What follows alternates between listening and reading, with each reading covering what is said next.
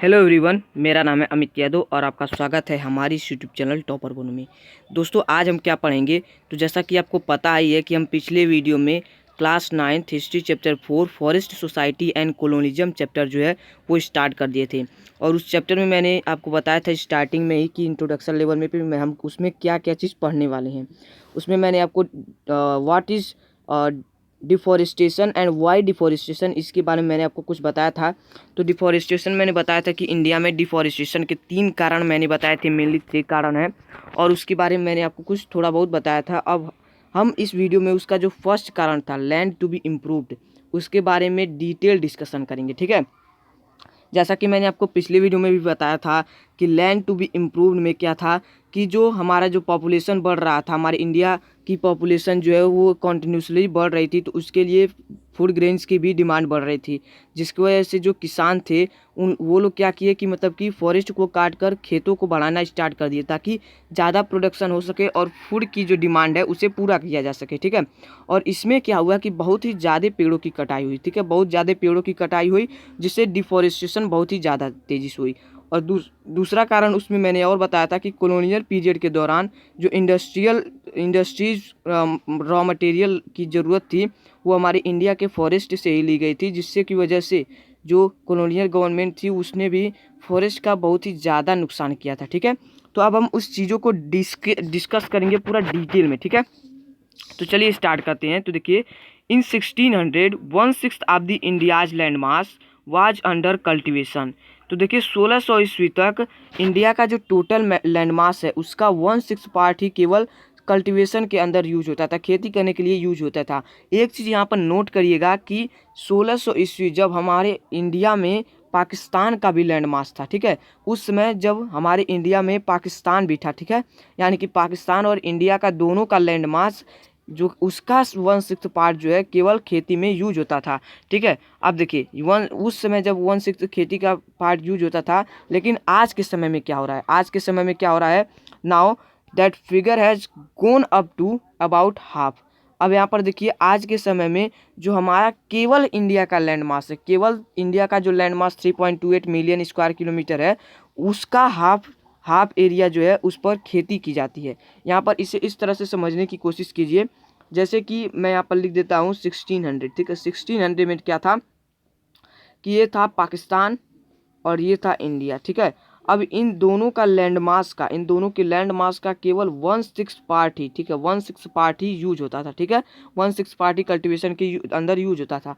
लेकिन आज के समय में मान लीजिए मैं लिख देता हूँ, ठीक है, आज के समय में केवल इंडिया का लैंड मास, ये इंडिया का जो लैंड मास है, ठीक है, इंडिया का जो लैंड मास है इसका हाफ पे पूरा, इसके हाफ पे पूरा जो है वो केवल खेती की जाती है। तो अब आप सोचिए कि पहले जब हमारे पास पाकिस्तान भी था और इंडिया भी था, उसका केवल 1/6 पार्ट ही कल्टीवेशन में यूज होता था, और आज के समय में क्या है कि केवल इंडिया का हाफ जो है वो कल्टीवेशन के अंदर यूज हो रहा है। इसका मतलब जो हाफ बचा है इसमें लोग रह रहे हैं और कहीं कहीं जो है वो फॉरेस्ट है। तो आप सोच सकते हैं कि फॉरेस्ट कितना ज़्यादा कम हो गए हैं। पहले पॉपुलेशन भी कम थी, तो ये मान लीजिए इन दोनों में जितना भी एरिया बचा कुचा था सब कुछ ज़्यादातर फॉरेस्ट ही था। तो आप सोच सकते हैं कि कितने ज़्यादा फॉरेस्ट की कटाई हुई है। ठीक है, तो ये था मतलब कि फॉरेस्ट की कटाई कितनी ज़्यादा हुई है। ठीक है, अब बात करते हैं कि आखिर क्या कारण पड़ गया कि इतना बड़ी मात्रा में फॉरेस्ट की कटाई हुई। ठीक है, why all this thing happened. ठीक है, तो देखिए वाई, अब क्वेश्चन आता है कि वाई, तो देखिए increase in the demand of population, increase in the population, due to the increase of the population there is a increase in demand of food grains. तो देखिए हमारे इंडिया की पॉपुलेशन में इंक्रीज, हमारे इंडिया की population जिस तरह increase हुई, ठीक है, इस हमारे इंडिया की पॉपुलेशन जैसे जैसे इंक्रीज हुई उसी कारण हमारे इंडिया के लिए जो पॉपुलेशन बढ़ रही थी उसके लिए फूड ग्रेन्स की भी ज़रूरत पड़ेगी। ठीक है, पॉपुलेशन बढ़ी तो उसको खाने के लिए, उससे रहने के लिए सब कुछ की ज़रूरत पड़ेगी ना, तो फूड की भी ज़रूरत पड़ी, तो ज़्यादा जो फूड का डिमांड बढ़ा उससे फूड ग्रेन्स का उत्पादन होना बहुत ही ज़रूरत था। और एक और कारण था कि पॉपुलेशन बढ़ी तो उसके रहने के लिए भी जगह ज़रूरी थी। इसके वजह से क्या हुआ कि जो पहले किसान थे, peasants extended the boundary of cultivation, तो पीजेंट्स जो थे वो अपने खेतों के बाउंड्री को बढ़ाने लगे। अब बाउंड्री को बढ़ाएंगे कैसे, उसमें क्या था, चारों फॉरेस्ट ही फॉरेस्ट थे, तो उन लोगों ने क्या किया कि फॉरेस्ट को काट कर अपने खेतों के बाउंड्रीज को बढ़ाना स्टार्ट कर दिया। और एक चीज़ और था कि लोगों के रहने के लिए कमी थी, तो लोगों को रहने के लिए क्या बनेगा, तो लोगों के रहने के लिए भी ज़मीनें चाहिए थी। तो फिर से क्या हुआ कि पेड़ों को काटा जाने लगा ताकि जगह बनाया जा सके, और फिर घर बनाने के लिए लकड़ी वगैरह की ज़रूरत पड़ती थी। तो इसमें बहुत ही तेज़ी से फॉरेस्ट की कटाई हुई हर तरफ से, ठीक है। तो यहाँ पर peasants extended the boundary of cultivation, तो पीजेंट्स जो है खेती के लिए, ताकि ज़्यादा उत्पाद हो सके, बढ़ती हुई पॉपुलेशन के लिए ज़्यादा ग्रेन्स का डिमांड जो है वो फुलफिल हो सके, इसकी वजह से पीजेंट्स ने, किसानों ने जो खेती का बाउंड्री है, ठीक है, अपने खेतों का बाउंड्री है, वो पेड़ों को काट कर बढ़ाने लगे, ठीक है। चलिए आगे देखते हैं। तो ये तो था कि एक कारण कि हमारा जो लैंड टू बी इम्प्रूव्ड, उसमें कैसे, मतलब कि पीजेंट्स जो अपने लैंड को इम्प्रूव्ड करने के चक्कर में, मतलब कि लैंड को वो क्या चाहते थे कि हम लैंड को इम्प्रूव कर रहे हैं। देखें, उस समय जो किसान थे उन लोगों को ऐसा लगता था कि फॉरेस्ट जो है वो अनप्रोडक्टिव है, फॉरेस्ट का कोई काम नहीं है, ठीक है, फॉरेस्ट का कोई काम नहीं है, ये केवल ऐसे खड़े हैं। लेकिन यही अगर हम वहाँ पर मतलब कि खेती करते हैं, वहाँ पर मतलब कि अपना फसल उगाते हैं, तो जो बढ़ती हुई जो जनसंख्या उसके लिए फूड ग्रेन्स का डिमांड फुलफिल हो पाएगा, ठीक है। उसमें इन लोगों को ये लगता था, लेकिन आज के समय में वो इतना इम्पोर्टेंट है कि आप सोच सकते हैं, ठीक है।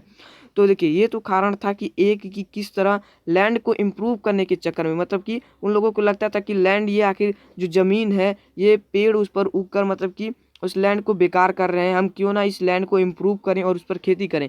लैंड को इम्प्रूव करने के चक्कर में लोग फॉरेस्ट का बहुत ही ज़्यादा नुकसान किए, ठीक है। ये तो क्या कारण था, एक कारण था। अब दूसरा कारण क्या था, तो ड्यूरिंग ब्रिटिश पीरियड, या कहें कि during colonial period in India, ठीक है, production of commercial crops like jute, sugar, wheat and cotton expanded. अब देखिए, सबसे पहले कि जो ब्रिटिश गवर्नमेंट हमारी इंडिया में आई थी, उस पीरियड के दौरान क्या हुआ कि जो कमर्शियल क्रॉप्स का प्रोडक्शन है। अब आप सोच रहे होंगे कि कमर्शियल क्रॉप्स क्या होते हैं, ठीक है।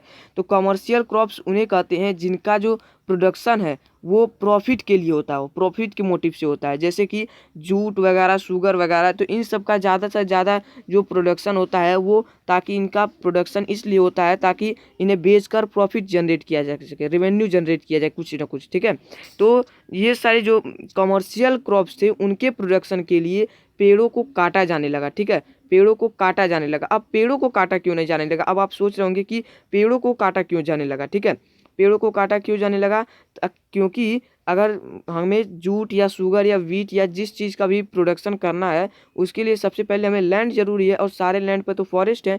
तो उस लैंड के लैंड को लेने के लिए हमें पेड़ों को काटना पड़ेगा, तो पेड़ काटे जाने लगे। अब आप सोच रहे होंगे कि आखिर ये कमर्शियल क्रॉप का प्रोडक्शन किया क्यों जाता था, तो वाई यहाँ पर क्वेश्चन आता है कि वाई कमर्शियल जो क्रॉप का प्रोडक्शन है ये क्यों किया जाता था, ताकि इंडस्ट्रियल रॉ मटेरियल्स मिल सके। क्योंकि मैंने आपको पहले ही बताया था कि नए नए इंडस्ट्रीज़ लगे थे, और इंडस्ट्रीज़ को चलाने के लिए इंडस्ट्रियल रॉ मटेरियल की ज़रूरत है। तो यहाँ पर इंडस्ट्रीज़ में, यहाँ पर खेतों में क्या करा जाता था कि शुगर और व्हीट या जूट, इन सभी का प्रोडक्शन किया जाता था, इन सब का उत्पाद किया जाता था, फिर ले जाकर उसे इंडस्ट्रीज़ में उसे मॉडिफाई किया जाता था, ठीक है, उसे नए नए ब्रांड में बनाया जाता था, ठीक है। तो यहाँ पर इंडस्ट्रियल रॉ मटेरियल के लिए भी कॉलोनियल पीरियड में इंडिया में बहुत ही ज़्यादा पेड़ों की कटाई हुई, फॉरेस्ट की कटाई हुई।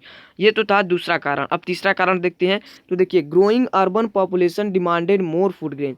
तो अब देखिए, हमारे इंडिया में जो अर्बन पॉपुलेशन, नई नई सिटीज़ लग रही थी, नई नई सिटीज़ बन रही थी, तो अर्बन पॉपुलेशन जो बन रही थी, ठीक है।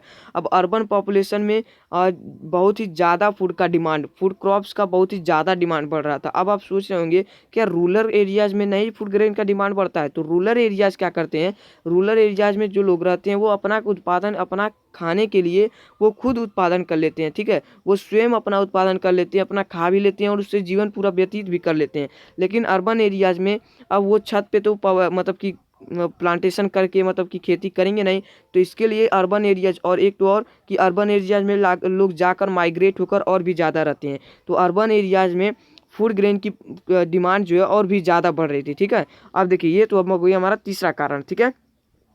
चौथा कारण क्या था, तो colonial government considered forest as unproductive and full of wilderness. ठीक है, अब जो कॉलोनियल गवर्नमेंट थी उन्हें फॉरेस्ट को वो इस तरह से देखते थे जैसे उन्हें लगता था कि फॉरेस्ट अनप्रोडक्टिव है, उसका कोई काम नहीं है और पूरा का पूरा जो है वो जंगली जीव जंतुओं से भरा पड़ा है, जिससे को पूरा का पूरा नुकसान ही होगा और कोई फ़ायदा नहीं होगा, क्योंकि ज़्यादातर जंगली जानवर बाहर आके उन पर अटैक कर देते थे, जिससे वो चाहते थे कि अगर हम फॉरेस्ट को ख़त्म कर देते हैं तो इससे हमें बहुत ही ज़्यादा प्रॉफिट होगा।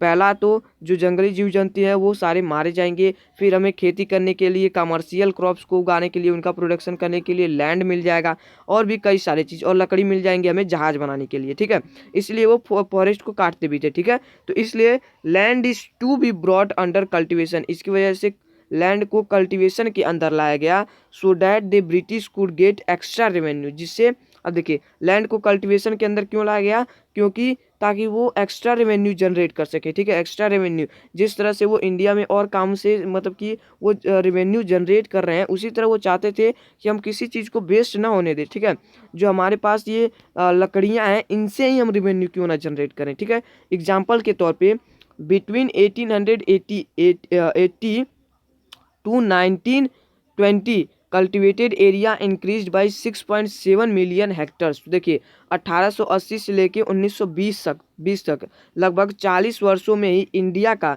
केवल इंडिया का बात हो रहा है, केवल इंडिया का 6.7 मिलियन हेक्टर का जो एरिया था उसे खेती के अंदर में लाया गया। ठीक है, कल्टिवेटेड रीजन के अंदर में लाया गया। ठीक है, तो ये आपको डेटा याद रखना है। ठीक है, तो ये था हमारा पूरा कि लैंड टू बी इम्प्रूव, मतलब कि जो कॉलोनियल गवर्नमेंट थी या फिर कहें कि पीजेंट्स थे, उन लोगों ने लैंड को इम्प्रूव करने के चक्कर में फॉरेस्ट का कितना ज़्यादा नुकसान किया, फॉरेस्ट को कितना ज़्यादा काटा।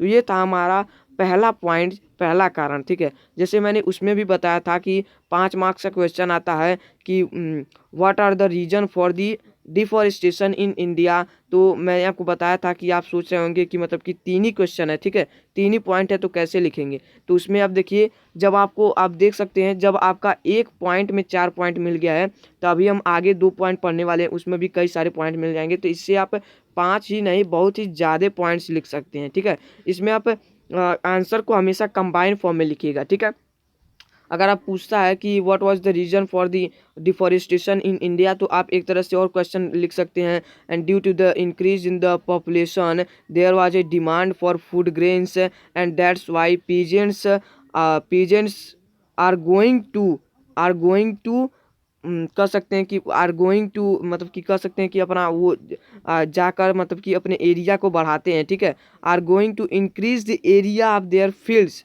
ठीक है, या फिर कहें कि cultivated region, that's why forest are cutted down. ठीक है, इस तरह से लिख सकते हैं, एंड लिख सकते हैं कि during the British period for the commercial crops like jute, sugar, इन सभी के लिए which was needed for the industrial raw material, there was a lots of deforestation are introduce या गिवन बिल, मतलब कि कह सकते हैं देखने को मिला। ठीक है, और भी कई सारे पॉइंट्स इसमें से बना सकते हैं।